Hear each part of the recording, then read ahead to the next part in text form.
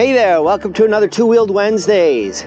I know, it's been a couple weeks since the last episode. I have been able to get out, for a couple rides, but it's just that time of year. Most of my rides have been like training rides, and while I film them, and they seem entertaining to me, when I get back and look at them, back in my office, it's really just an old guy huffing and puffing going back and forth on the same roads, talking about heart rate, power wattages, and what zone I'm supposed to be in. So entertaining for me, but for everybody else, not so much. So there might be a little bit of huffing and puffing today, but there's going to be much, much more than that. We're going to have some incredible scenery, as you can tell already. And we're going to stop and see some pretty cool historic sites. Today, right now, we're at Paradise Point State Park. And today we're riding the Wild Rivers Coast Scenic Bikeway. The bikeway officially starts in Port Orford and travels about 60 miles of the south coast and inland a little bit. And we're going to catch all that. I got the inspiration for this ride today from a book that I just picked up from a guy that I met again for the first time this century. Our paths crossed way back in the 1900s. They crossed again just recently. And his name is Dan Shryock, and he's put out a book called Riding Across Oregon. It's an awesome book. In the book, Dan and his family and friends ride all 17. There were 17 scenic bikeways when he wrote the book and when he did the rides. Wrote them all in 1 year. There's been another one added in November of last year, so it's only a couple months old, and now there's 18. But at the time, there were just 17, and he and his family and friends rode all 17 in 1 year, and he describes his adventures.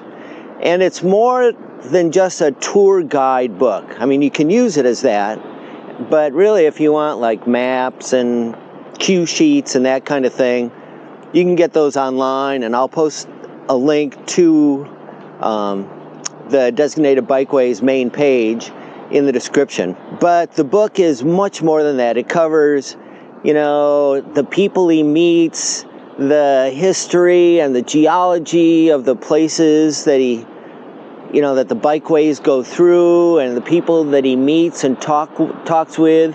He has interviews with locals out on the course, and also with, college professors and scientists that explain some of the geology and the background of some of the places that he describes in the book. It's really awesome. It's a great book. There's plenty of humor, plenty of cycling, a lot of personal reflection, and it's almost like you're just out there riding along with your new best buddy. It's really great. I definitely encourage you to get the book. You can get it from the Amazon, and I'll put a link to the book in the description below as well. Dan also puts out a column on the web, and you should subscribe to that as well. I would definitely suggest subscribing. I'll put a link to that down below in the description. You should subscribe. You should do it now. Seriously, I'll wait. Okay, well, like I said, the Wild Rivers Coast Scenic Bikeway goes for about 60 miles, and we're running a little late, so we better get going if we want to get home before dark. First stop, Port Orford. Ready? Let's go.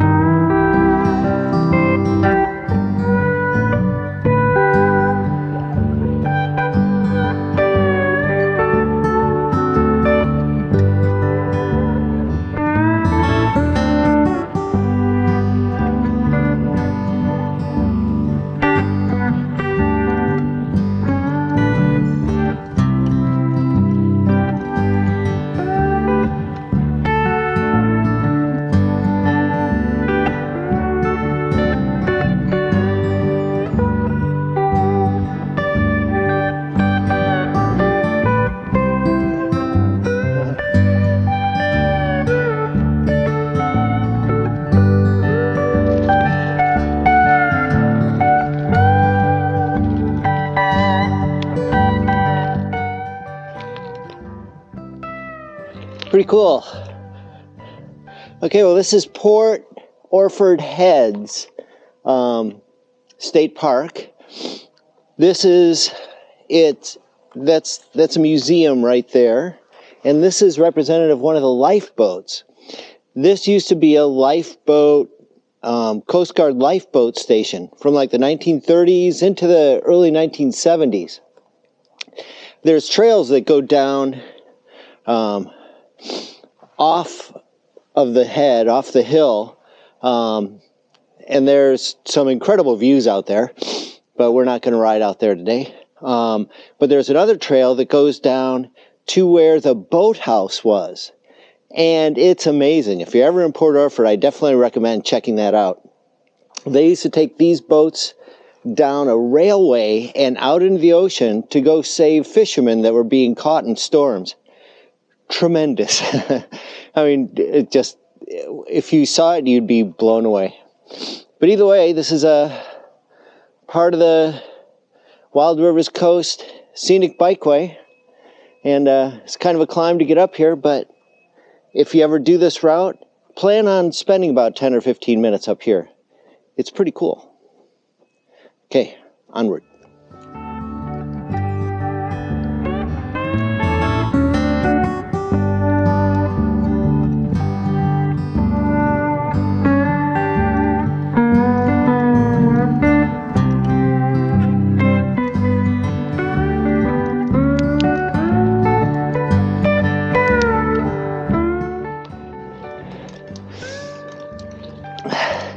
Sure is a hilly little town.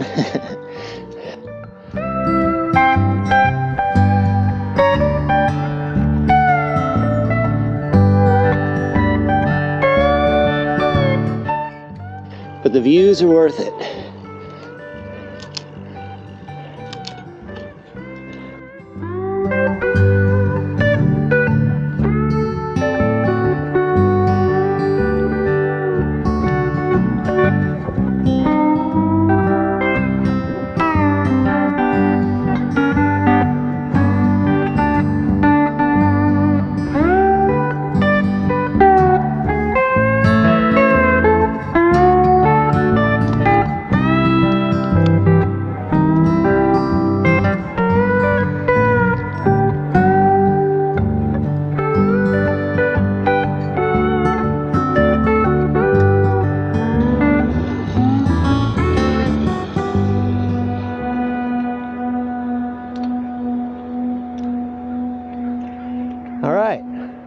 Well, this is Battle Rock. This is Battle Rock State Park, or City Park, and Battle Rock State Wayside, or something like that. Actually, that big rock right out there is Battle Rock. It's aptly named. Back in 1850, Captain William Titchener was commissioned to establish an outpost and a settlement here in this cove on the coast of what was then the territory of Oregon. Oregon wouldn't become a state for another 9 years. It was going to be the only, or the first outpost on the Pacific coast between San Francisco and the Columbia River. They were working at Humboldt Bay down in current-day Eureka at about the same time. Traders had stopped in this cove for many years. A lot of Russian traders had stopped in this cove for many years and had traded with the local indigenous people for many years, and everybody got along fine. But back in 1850, Titchener recruited 9 men up in Portland, sailed down the coast, and dropped them off down here in this cove, and told them that he'd be back in 2 weeks. He was going to go to San Francisco and be back in 2 weeks with more men and supplies, so that the 9 guys here should start looking for a place and start setting up camp. Well, when Titchener sailed away, the local indigenous people weren't really too happy about it, and a conflict ensued. and the 9 men ended up stranded on that rock, surrounded by the local indigenous people. They came to an agreement that in 2 weeks, when Titchener returned, he was going to take these 9 men and they were going to leave. So those 9 men stayed on that rock. They didn't get off that rock for 2 weeks. They were guarded heavily.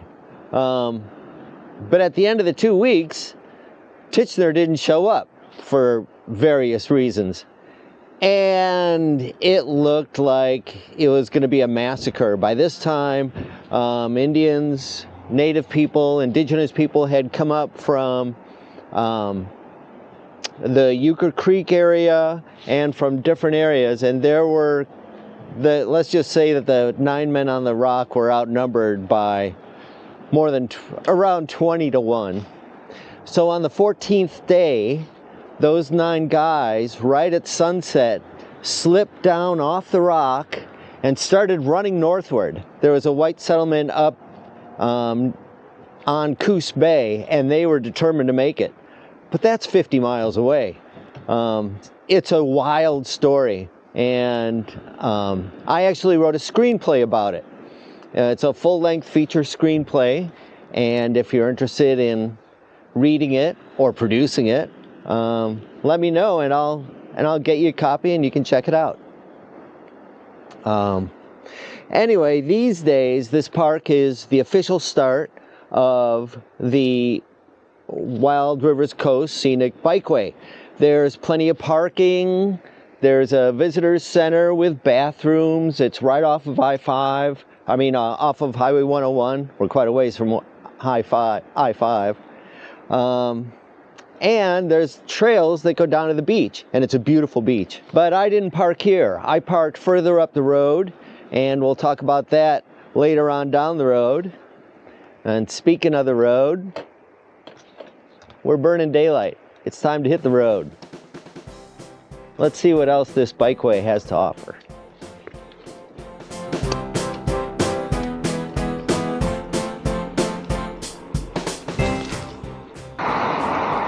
All right, well, that was Port Orford. Now we're heading north on US Highway 101. You don't spend a lot of time on 101 on this bikeway, but the parts where you do, there's a pretty wide and decent shoulder, so it's really not that bad.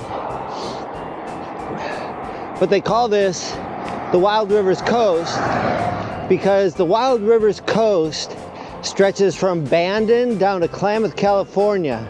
It's 101 miles long, and it's right on Highway 101. And it's got the highest concentration of federally designated wild and scenic rivers in the country. I think there's 4 that come out to the ocean, and there's a couple more that are tributaries to those 4.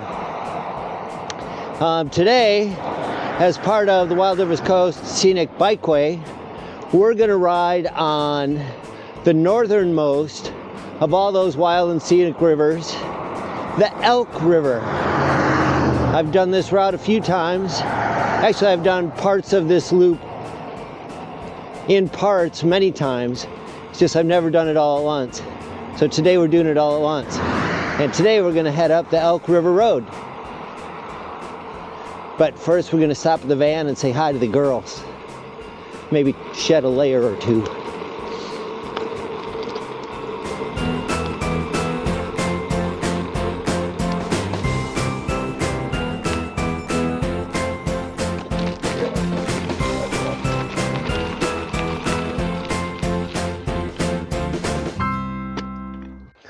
All right, girls, I'll see you in a little bit.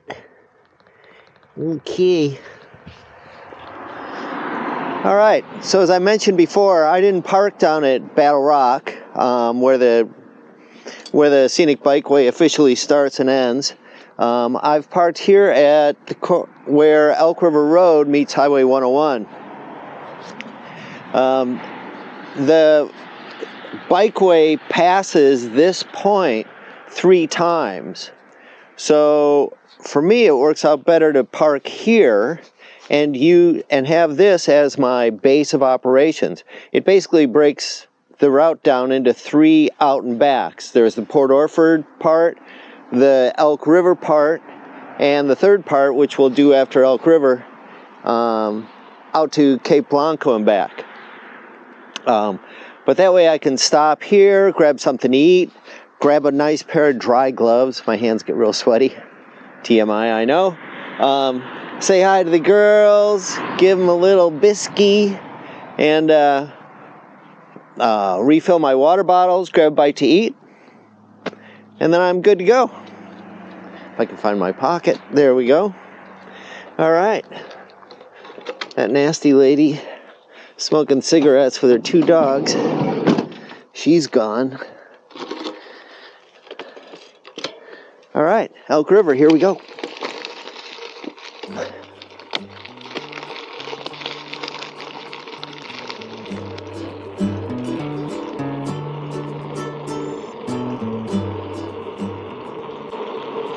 The first few miles of Elk River Road go through relatively flat farm and pasture land. You can see the river over there, if the fence is not in the way.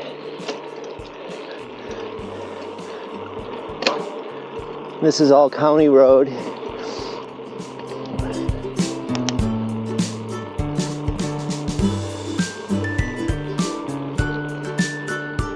Really pretty.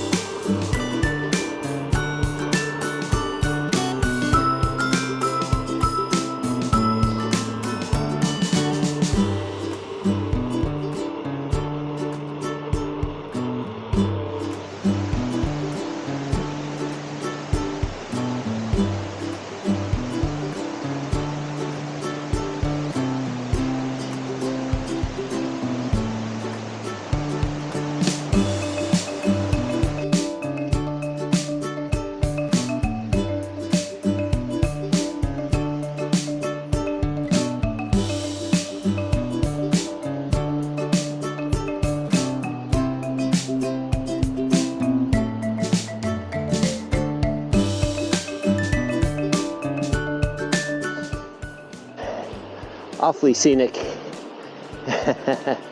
Pretty wild, but awfully scenic.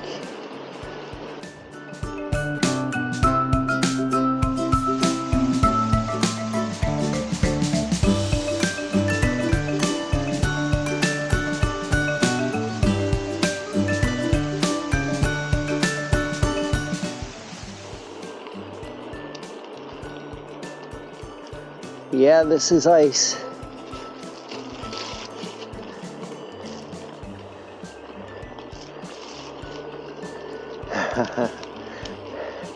Yeah, it was a little slippery. Not so bad. Onward.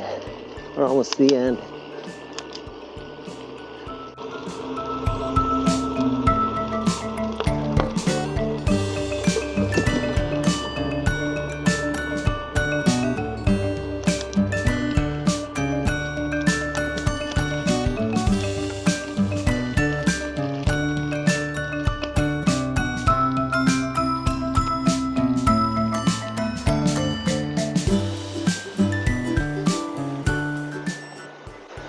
All right, here we are, the turnaround point.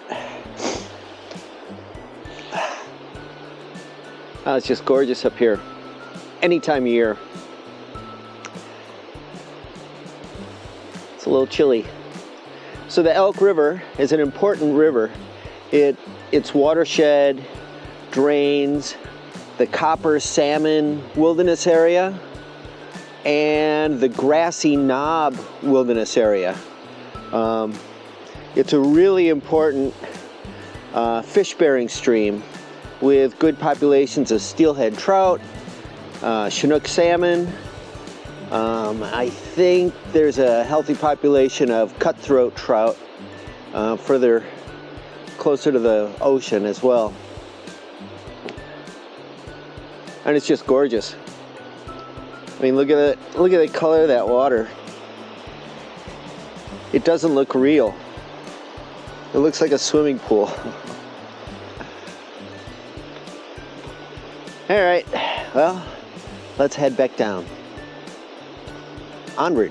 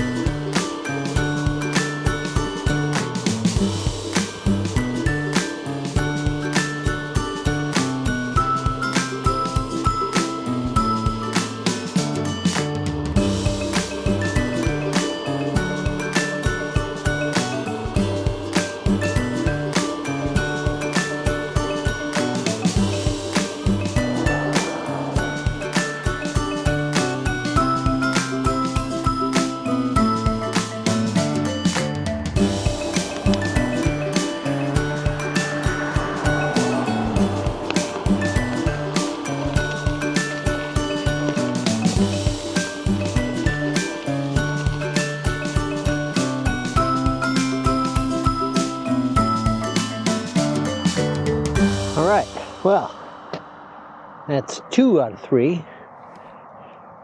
Now we just got to ride out to Cape Blanco. Break time.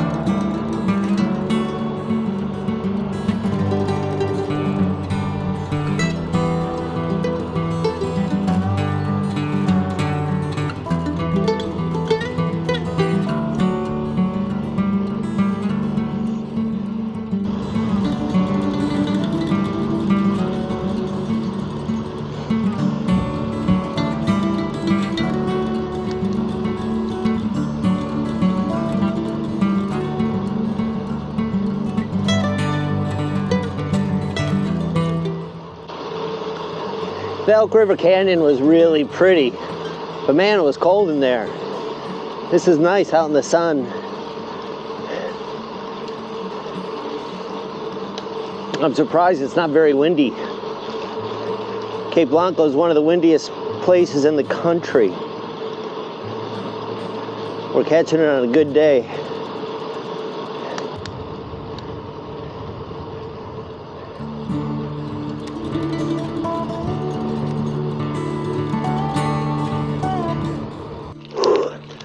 That's the Sixes River down there.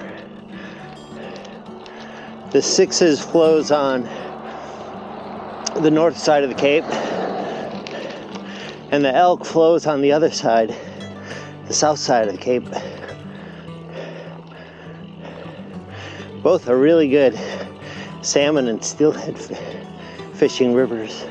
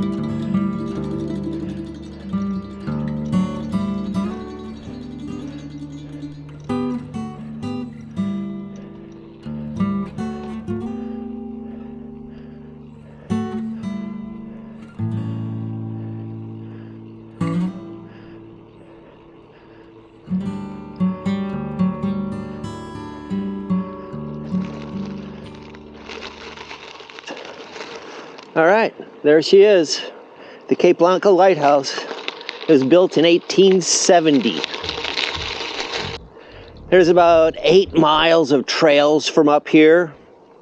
They go down to the Sixes River, go down to the Elk River. Cape Blanco extends farther west than any point on the mainland USA, except for a couple spots on the Olympic Peninsula up in Washington. This is the westernmost point on the Oregon coast, and farther west than any place in California. So there you go.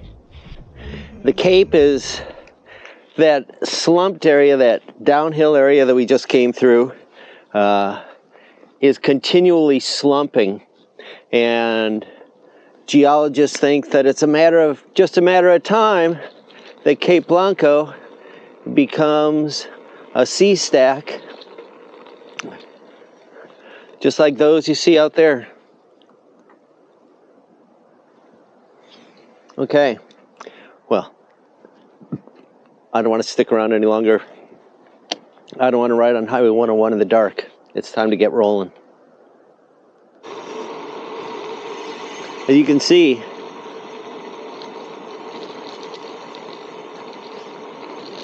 this area is continually falling away.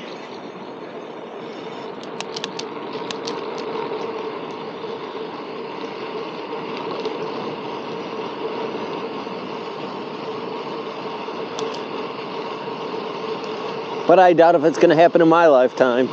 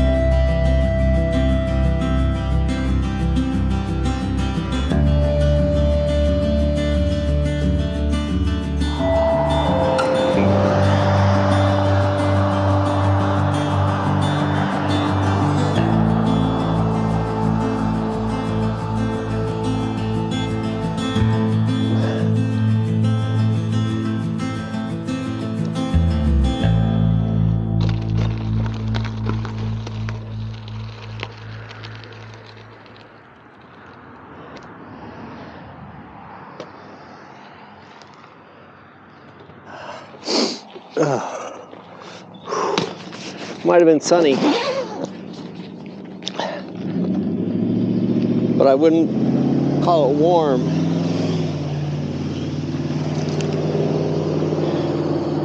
Warmer than up in the canyon, though.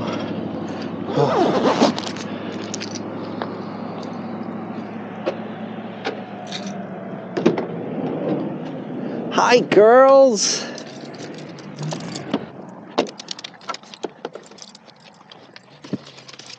Silly girls.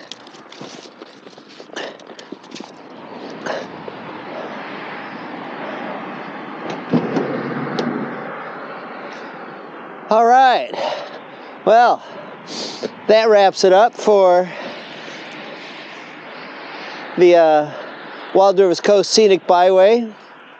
It was about 61 miles, according to my calculations. Made it home before dark, barely. Too much time playing with cameras. It's all good. I'm just grateful it was a beautiful day here for the end of January. You couldn't ask for better weather. A little chilly, but it's the end of January. And not very much wind, so that was good. The bikeway is really nice. Parking here gives you options to do just one or two of the different legs if you don't want to do all three. You should check out Dan Shryock's book, Riding Across Oregon. It's either the second or third chapter. It's towards the front of the book where he talks about this ride. It talks about the Wild Rivers Coast Scenic Byway. And he goes into a little bit more detail on things that I just rode right past, and vice versa. So definitely get that book, subscribe to his newsletter, and I don't know if it's going to be another 3 weeks before the next one. It depends, you know, if we got a good ride coming up, we'll do it. Other than that, you know, it doesn't matter where you ride, whether it's a state designated scenic byway where it's just around the block in your local neighborhood, if it's up and down the trails at your local bike park, it's all good. You know why? Because life is twice as good on two wheels. And we'll see you next time. Come on, girls, let's go get some soup or something. Some soup or something.